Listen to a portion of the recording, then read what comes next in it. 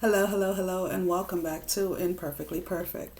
I'm here with Perla. So I decided that I was going to break out my journey to diagnosis, and we're going to break them down in about four chapters. Let's put it this way. So it's going to be four different videos.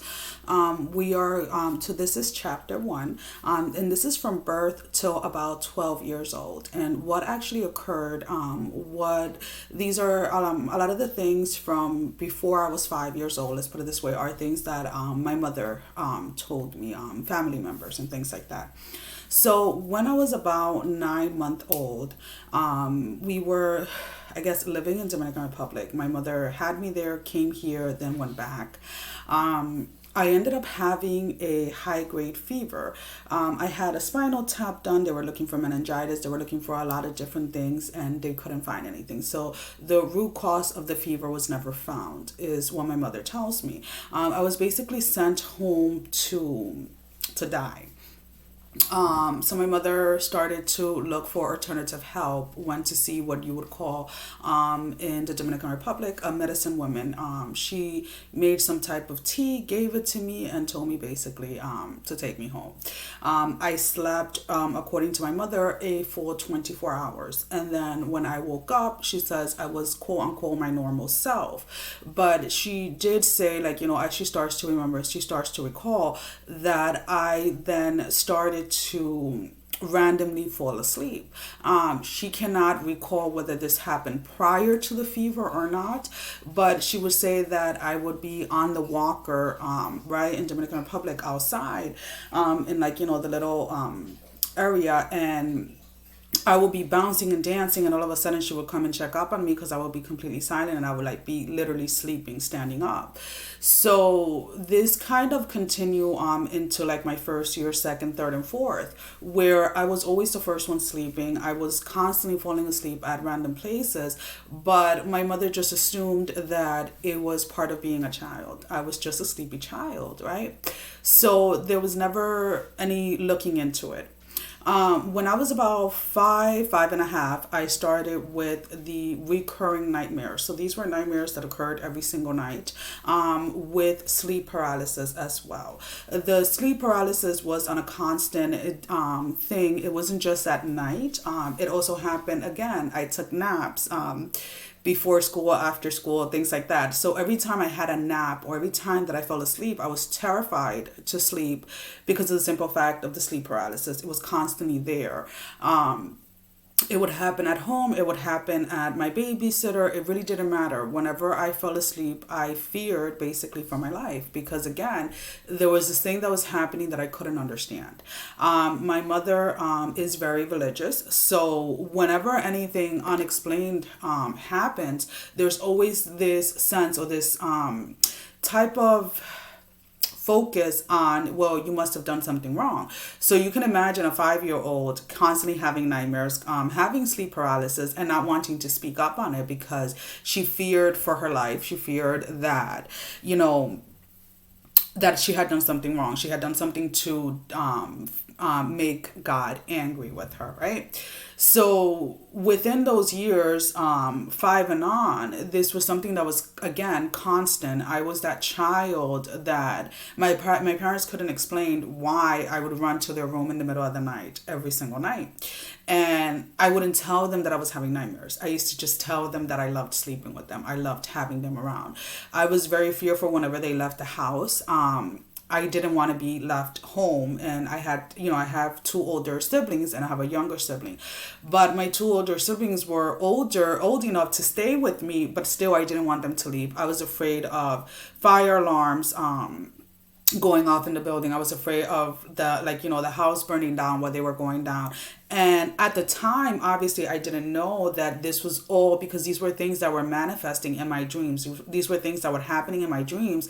And because I was carrying the fear and the pain and the hurt and that just not like that uneasy feeling from my dreams into my reality, I wasn't aware what was going on. So I became this very kind of enclosed child where I always wanted to be with my parents. I always felt the safest when I was sleeping literally between the two of them, because even if it kind of I guess my mind, or my mentality at that point was that if I was in between both my parents, then I wasn't going to be able to be taken. Let's put it this way.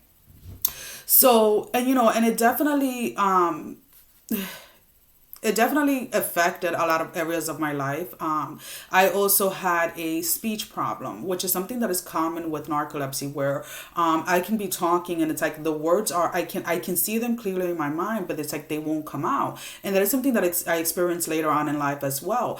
But as a child, my parents tell me that I wouldn't speak clearly. I knew how to say mom and dad in Spanish, obviously, but I would just go like into this my own language, like la la la la, and like I would just point at things. And it wasn't until I was almost 6 years old that I actually started to speak correctly. Again, that was something that my parents didn't feel the need for me to go ahead and get help, right? So they didn't feel that I needed to get help when it came to my speech. So it was something that was obviously left unattended as well. And again, it has a lot to do with the cultural things and things like that, and it is what it is. So then, when I entered kindergarten, I was 6 years old already because of my birthday and the way that they did the cutoff in Jersey. So I was always an older child in all the grades, right?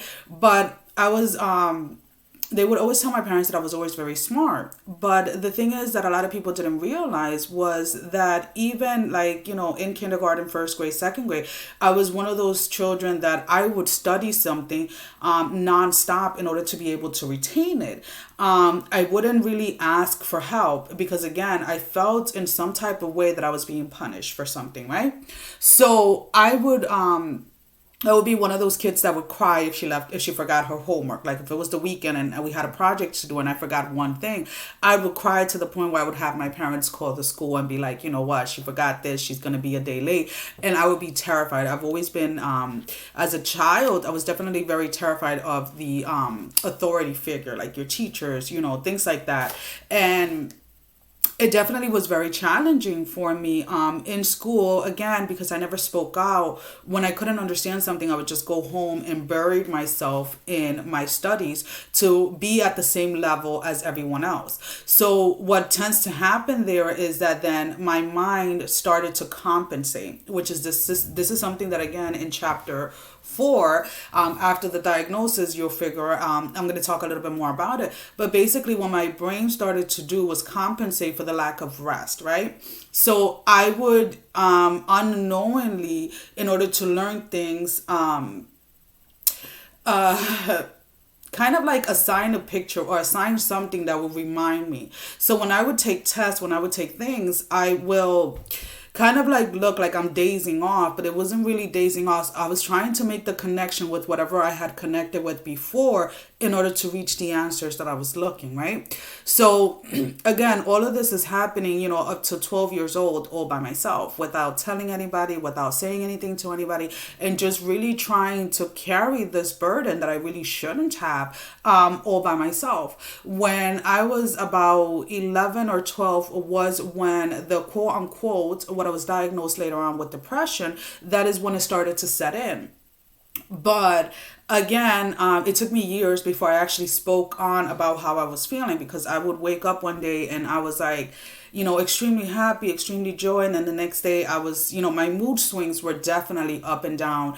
And around 11 years old or so is when I started to notice. So again, instead of trying to figure out what was going on with me internally, my mother started to say that it was my influences, my friends and things like that, people that I was choosing to hang around with. So it was never directed as if it was something internally. It was always externally. And I would tell her, like, these people have nothing to do with what's going on with my mood swings. Like, I don't know what is going on with me. I don't know why I wake up one day and I'm depressed. I don't know why I wake up one day and I'm angry. I don't know why I wake up one day and all I'm doing is crying.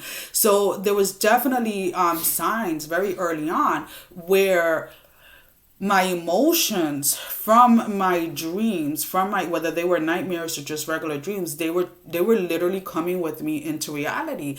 And even when I started to verbalize little by little, I wouldn't say that it is how I felt in my dreams, because sometimes I wouldn't remember that. But it was definitely something that I started to verbalize. I don't know why I feel this way. And I knew at that point that something was off, but again, I didn't know what it was. So, because of the lack of knowledge, obviously, as a child, I was not exposed to a lot of different things.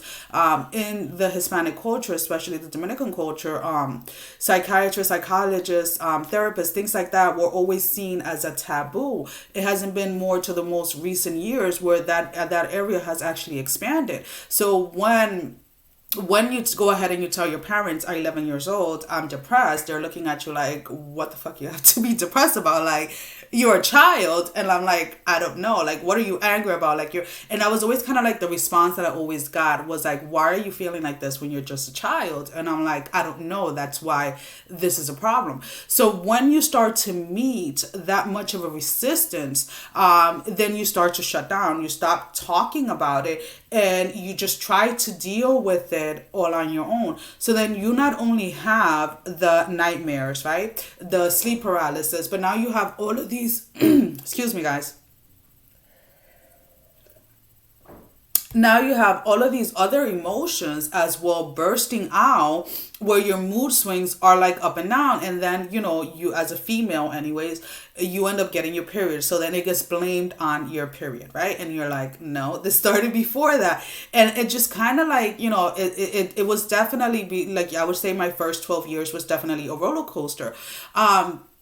And, that is not to say, like, everybody goes through different experiences. There are definitely people out there that have had worse childhood than I've had, right? They've been physically abused, sexually abused, mentally abused, and all of those things. And I am very grateful and fortunate that that was not my case, right? But there were still things internally within me that were going on, and I didn't know how to speak about it. So that definitely delayed the diagnosis, right? Where first it was kind of like, when I started to speak about it, my symptoms were being pushed, or were being seen as something externally from me, right? Oh, well, she's on her period, so she can't control it. Well, her friends are, they speak back to their mothers. Her friends this, or she's just picking up what her friends are doing. And it's like, nah, that has nothing to do with it. It was definitely, I was very competitive educationally when it came as a child. I always had to make honor rolls. I would cry if I would get, I remember back when I was like in fourth grade, we had a teacher who would give us a math test. He would give us tests every Friday. And if you got anything less than 100, you couldn't participate in the pizza party. Like, he would actually go out and buy pizza. And there was once that I didn't, I got a 90, like a 99 point something. I was off by like half a point or something like that. And he was very, he was very firm when it came to it had to be 100. And I remember beating myself up for weeks because of that half a point. But again, I was just this, I always felt like I had to, and it wasn't about so much competing with others. It was about competing with myself. Because again, I had all of these things going on with my body, all of these things going on in my mind, and education became the main focus, right? Trying to be the best at, in math, trying to be the best in English. And English was definitely a barrier issue when it came, because at home we spoke Spanish, and then at school it was English, right? So of course, when I had a vocabulary test, I couldn't get help at home because my mother didn't speak English. My father spoke broken English. My sisters were all doing their own thing. So it was definitely challenging during those times. I am very grateful for it because it definitely allowed me to kind of stand in my, my own 2 feet and really know that I can achieve and overcome a lot of things. Even till this day, when I tell people that I'm a nurse and, I'm 3 years into a bachelor's degree, people look at me like, how with your narcolepsy? And I'm like, I went literally 29 years without being diagnosed, doing all of these things that it just, again, your brain kind of reprograms itself to kind of work and deal with the situation in a different way.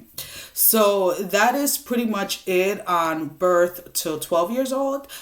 So before I go ahead and make chapter 2, I kind of wanted to open up this space to see if you guys had any specific questions in regards to anything that I said in this video, if there's any clarifications that you guys would like me. And then I'm going to go ahead and release chapter 2 probably within the next 2 days or so.